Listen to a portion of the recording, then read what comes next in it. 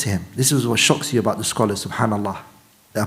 Someone would put a question to the scholars, and subhanallah, they sit down and they write. And in a very short period of time, they write something like this, which would take us, if we sat down and went through the whole book, maybe a few months.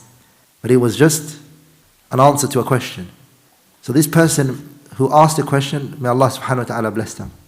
And may Allah also bless who? Al-Imam ibn al-Qayyim rahimahullah. He was very generous in his knowledge. This is a quality that we need to all have. Generous. He went and shared it, all of that information, which we today can take a lot from. Rahimahullah.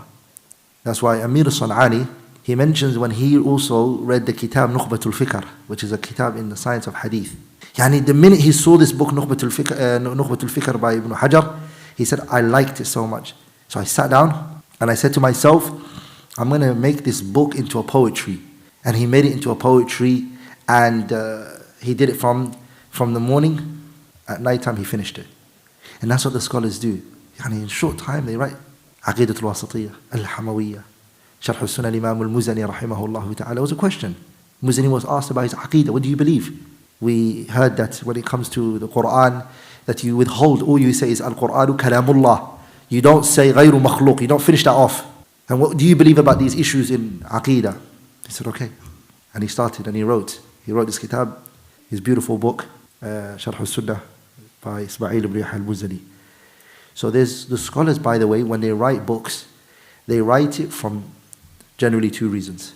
It is someone poses a question to the shaykh and he answers it, and that's some of the books. So it's a su'al muwajjahun, directed at the shaykh, and the shaykh authors a book regarding it. The second way is no one specifically asking the shaykh, but the situation and what he can see speaks to him and says to him, there's a problem out there that needs to be dealt with. So the shaykh or the imam or the alim sits down and he writes a book regarding that situation. That's another. So sometimes a person is asking the question, and sometimes what? The situation and the environment poses the question. And that's why the scholars, when those questions are put towards them, whether it be from a person or a situation, they follow the hadith of the Prophet, Man su'ila an ilmin fakatama.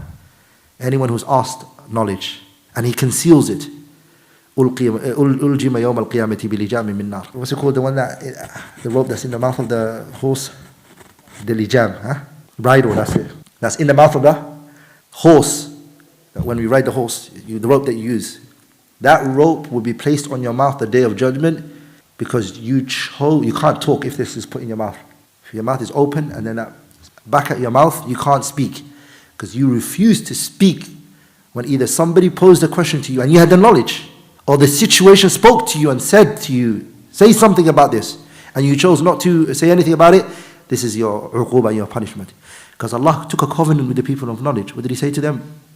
لَتُبَيِّنُنَّهُ لِلنَّاسِ وَلَا تَكْتُمُونَهُ وَإِذَا قَضَى اللَّهُ مِيثَاقَ الَّذِينَ أُوتُوا الْكِتَابَ لَتُبَيِّنُنَّهُ لِلنَّاسِ. Allah took a covenant with the people of knowledge, which is what? You will clarify the matter to the people. That was a covenant and a mithaq that Allah took with the people of knowledge. So that's what the people of knowledge do. They share their knowledge. They answer people's questions.